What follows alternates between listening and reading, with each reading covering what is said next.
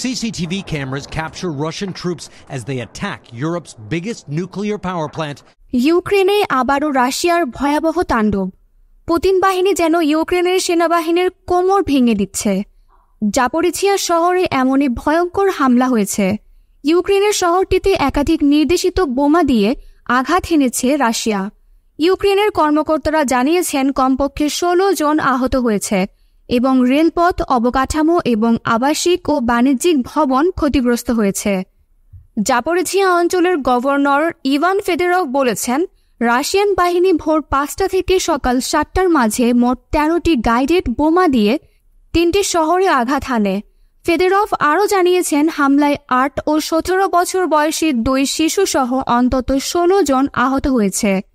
President Volodymyr Zelensky Telegram messaging অ্যাপে একটি পোস্টে বলেছেন, হামলাটিতে বেশ কয়েকটি আবাসিক ভবন, শহরের অবকাঠামো এবং রেলপথ ক্ষতিগ্রস্ত হয়েছে।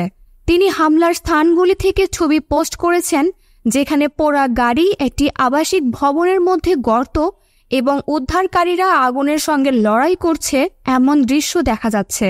এই হামলার বিষয়ে মস্কোর পক্ষ থেকে তাৎক্ষণিক কোনো মন্তব্য পাওয়া যায়নি।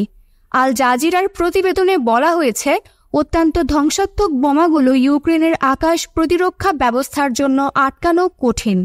দক্ষিণ পূর্বের শহর জাপোরিঝিয়া ফ্রন্ট লাইন থেকে প্রায় 50 কিলোমিটার দূরে অবস্থিত একটি গুরুত্বপূর্ণ লজিস্টিক্যাল এবং শিল্পকেন্দ্র।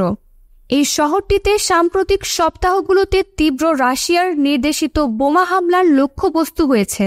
মস্কোর সেনারা আংশিকভাবে দক্ষিণ পূর্ব জাপোরিঝিয়া অঞ্চল দখল করেছে, যা ইউরোপের বৃহত্তম পারমাণবিক বিদ্যুৎ কেন্দ্রের আবাসস্থল। জেলেনস্কি জানিয়েছেন, গত সপ্তাহে রাশিয়ান বাহিনী প্রায় 900টি গাইডেড বোমা, 300টিরও বেশি শাহেদ ড্রোন এবং 40টিরও বেশি ক্ষেপণাস্ত্র ইউক্রেনের শহরে, কেন্দ্র শহর এবং গ্রামে হামলায় ব্যবহার করেছে।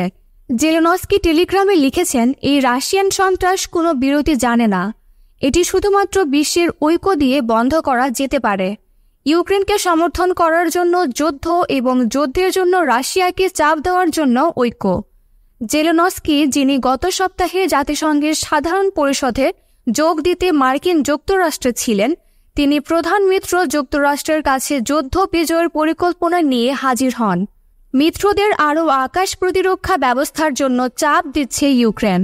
জাতিসংঘের তথ্য অনুসারে মস্কো বেসামরিক নাগরিকদের লক্ষ্যবস্তু করার বিষয়টি অস্বীকার করেছে। রাশিয়ার প্রতিরক্ষা মন্ত্রণালয় জানিয়েছে, তাদের আকাশ প্রতিরক্ষা ব্যবস্থা রাতারাতি 125টি ইউক্রেনীয় ড্রোন ভূপাতিত করেছে।